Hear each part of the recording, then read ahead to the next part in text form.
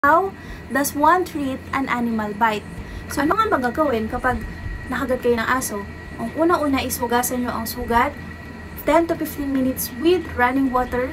Mas maganda with detergent bar soap. Kung wala namang available na soap, rinse thoroughly ng water with 10 to 15 minutes. And if available, ang betadine saka 70% ethanol, ethyl alcohol, pwede nyo yan ipanghugas sa mismong sugat as disinfectant. And of course, lalong-lalo na kung nakagat kayo ng stray dog, hindi nyo alaga, immediately punta agad kayo sa nearest animal bite center na kayo mag-observe pa dun sa aso. Kasi kapag yan stray dog, hindi natin alam yung history, highly possible, ititreat natin sila na possible may rabies sila. So unahan na natin, punta kayo sa nearest bite center para magpa-inject.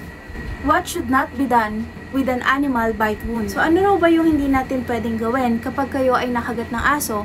Yung iba naglalagay ng chili paste, chili powder, mga plant juices, yung iba acid or vinegar yung nilalagay. Wag, hindi yun tama. At the same time, yung iba, since dumudugo, kinokoveran yung sugat, bawal pong coveran kapag kayo ay nakagat ng aso. Kunwari kapag nakagat kayo ng aso, kinoveran nyo, nilagyan nyo ng bandage, hindi po siya advisable. Kung lalagyan nyo man ng bandage, dapat hindi sobrang higpit.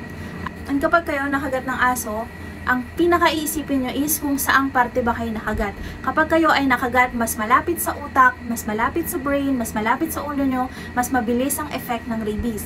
Kapag kayo ay nakagat sa paa, pwedeng mas matagal pa yung incubation period na yan. So meron pa kayong time na makapunta agad sa nearest animal bite center.